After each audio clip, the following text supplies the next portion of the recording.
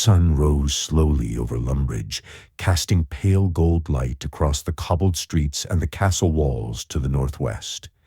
Kaelen moved through the morning mist, tending to the graves under the watchful eye of Thorin, the man who had raised him.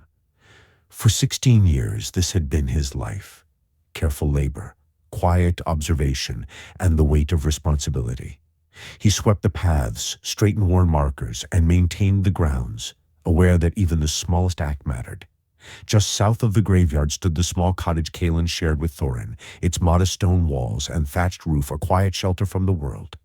Across the street, Bob watched from the doorway of his axe shop, while his daughter Elara lingered at his side, eyes bright with curiosity. Beyond the castle walls to the northwest, Harlan, the general storekeeper, oversaw the morning bustle with his son Cedric carrying crates. The town hummed with life. The clatter of carts, the ringing of hammers, and the soft chatter of townsfolk going about their daily work.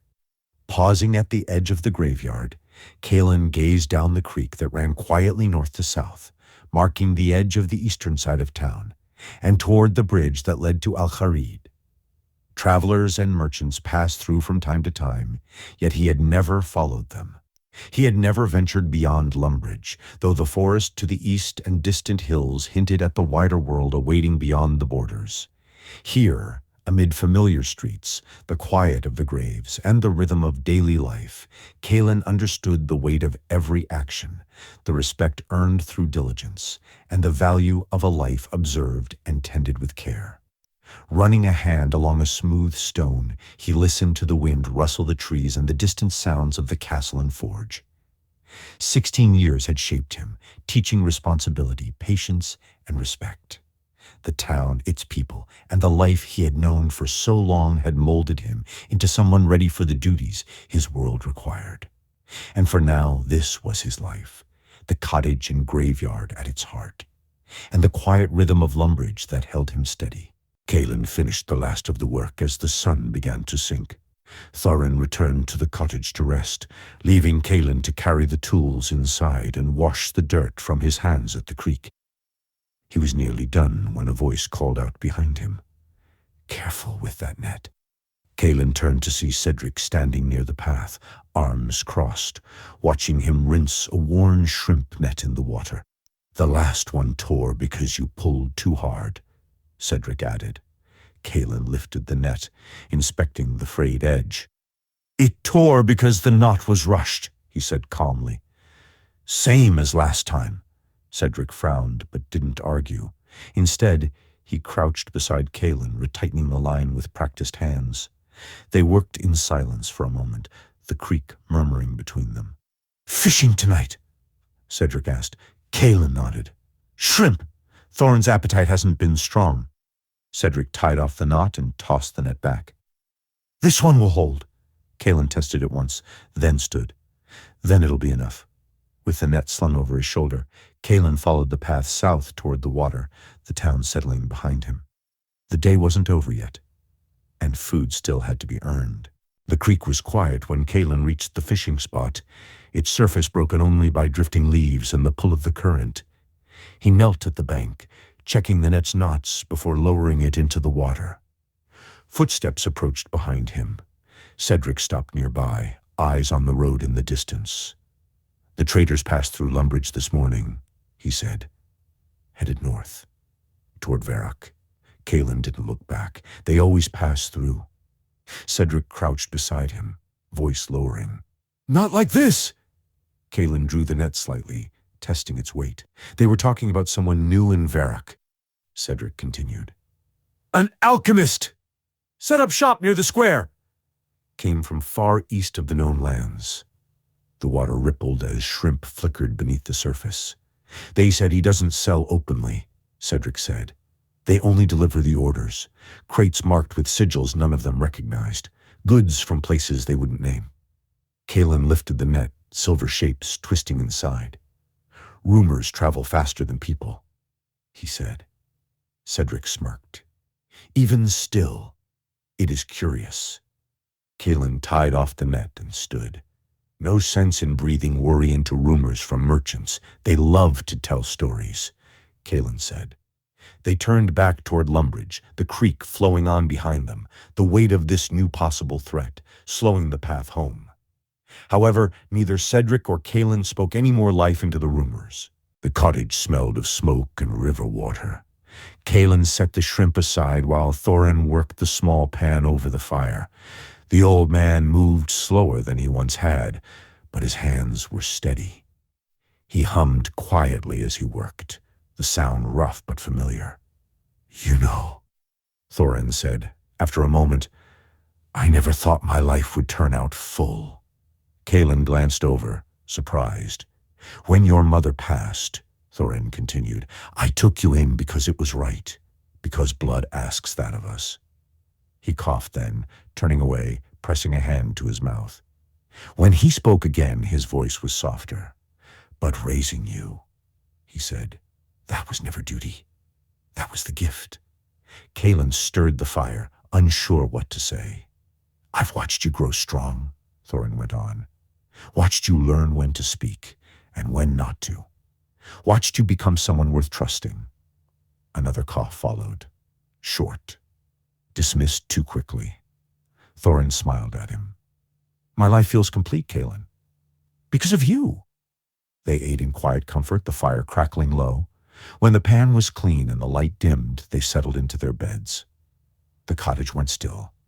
Only the sound of Thorin's breathing filled the room. Morning came pale through the cottage window. Kaelen rose quietly, as he always did. "Thorin," he said, turning toward the bed. The old man did not stir. Kaelen stepped closer. Thorin's chest rose and fell, slow, shallow. His skin was pale, cold beneath the hand. Kaelen ran out of the cottage, calling for help, frantically.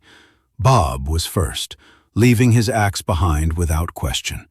Harlan followed, locking the store and calling for the chapel bell as he went. They stood around the bed in silence. No wound, no fever, no breath out of place, only absence. "This isn't like any sickness I know," Harlan said. The priest arrived soon after. Father Aldrin, robes drawn tight, eyes grave.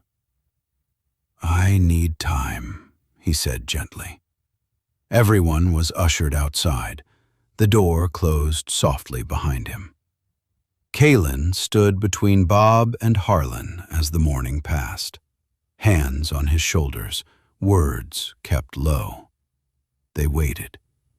For a sound. For an answer. Time didn't move. It stretched. Minutes felt like hours. Hours felt like a lifetime. Kaelen stood outside the cottage, hands clenched, eyes fixed on the door. Bob stayed close, silent, steady. Harlan beside him, arms crossed, jaw tight. No one spoke much, because no one knew what to say. Then footsteps. Ilara arrived first. She didn't ask questions, just stood with Kaelen. Cedric followed, out of breath, worried eyes. Quiet presence, no words, just people, standing together, waiting. Time passed again. Then the door opened. Father Aldrin stepped out. His face said everything, before his mouth did, confused, uneasy, worried. "I don't understand it," he said quietly. "There is no wound, no sickness I recognize. His body lives, but he does not wake." Kaelen's breath caught. "He is alive," Father Aldrin continued. "But beyond that, I have no answers." Silence. "I will send for other priests," he said, "from the neighboring towns, from the outer villages. Perhaps someone has seen this before." He paused. "For now, keep him comfortable, warm, resting, safe." That was all he could offer, hope and waiting.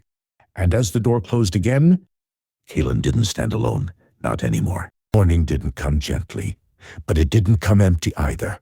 Kaelen stepped into the graveyard and heard voices before he saw faces. Bob was already there, laughing with Harlan about a crooked headstone that leaned worse than a drunk goblin. Cedric was arguing with one of the chapel hands about whose turn it was to haul water. Someone cracked a joke about graveyard duty being easier than sheep herding. For the first time in days, Kaelen smiled. Not because things were better, but because he wasn't alone.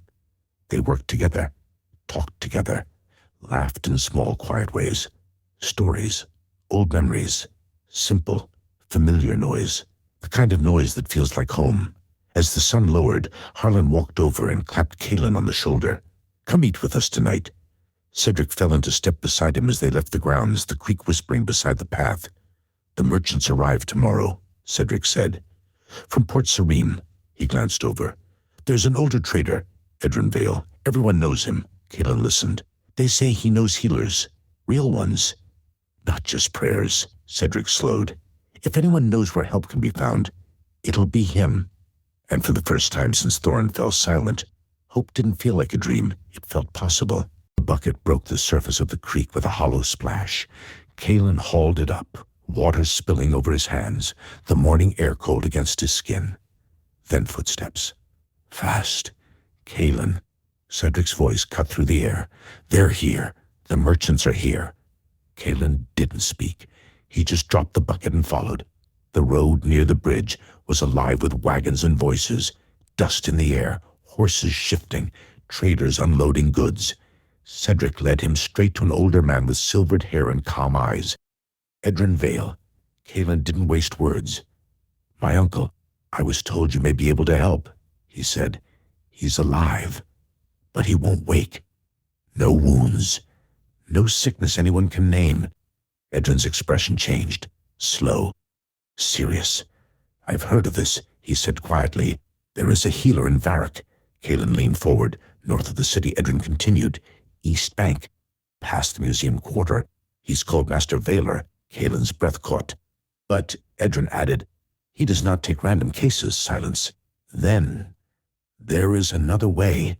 He leaned closer. "Find his apprentice, Lysain Valeus. She speaks for him, learns from him. If anyone can get you through his door, it's her." Kaelen nodded, holding the names like lifelines. Edrin placed a hand on his shoulder. "I hope you find what you're seeking, lad. Some roads exist for a reason." And for the first time since Thorin fell silent, Kaelen didn't just have hope. He had a direction. The cottage was full again. Not loud, not crowded, just warm. A few stools pulled close, someone leaning against the wall, firelight moving across familiar faces. Kaelen stood near Thorin's bed. "I spoke to one of the merchants today," he said. "An older trader, Edrin Vale. They listened. He knows of a healer in Varrock, someone who treats things like this." Silence settled in the room. Not fear, but focus. "He gave me a name," Kaelen continued. "And a way in." Kaelen swallowed. "I'll need to go," he said. "And I can't leave him alone." Bob spoke first, calm and simple. "He won't be." Harlan nodded. "We'll rotate. Nights, mornings, work hours," Cedric added quietly. "The chapel's already helping. So is the graveyard crew." Elara stepped closer. "This isn't you leaving him," she said. "This is you trying to save him." Kaelen looked around the room. "Not at helpers, at his people." "Thank you," he said. "Not loud, not dramatic, just real. They didn't rush out. No speeches, no ceremony, just quiet presence, firelight, breathing, stillness, and..." Morning gathered in the center of Lumbridge. The air was cool. The town was waking. Kaelen stood near the center of town as familiar faces gathered around him. Bob stepped forward first, holding an iron axe. "Made it myself," he said with a half-smile. "Not fancy, but it'll hold." Kaelen turned the handle and froze. His name was carved into the wood. Bob chuckled. "Figured if you're walking into the world, you should have your own axe." Kaelen swallowed. "Bob, I don't." Bob waved him off. "You do," he said. "Just take it, and come back with stories." Elara stepped forward next, holding a folded leather vest. "I stitched it myself," she said. "It's not pretty, but it'll keep the cold off you at night." She hugged him tight. "Don't be brave," she whispered. "Be smart." Harlan handed him a small bundle. "Bread, dried meat, water," he said. "You won't starve on my watch." Cedric added an iron dagger. "And this," he said. "Hopefully you never need it, But if you do, don't hesitate. Kaelen looked at all of them. The axe, the vest, the food, the blade, the people. I don't know how to thank you, he said. Bob smirked. You already did, he said. You grew up here. Harlan nodded. You're not leaving home, he said. You're carrying it with you. Kaelen exhaled slowly, then turned toward the bridge. Took a few steps, stopped, looked back, smiled, raised a hand. They raised theirs. And then he crossed the bridge, wood beneath his boots, water moving below. The creek fell behind him. The road opened ahead. And Kaelen of Lumbridge began his walk toward Varrock.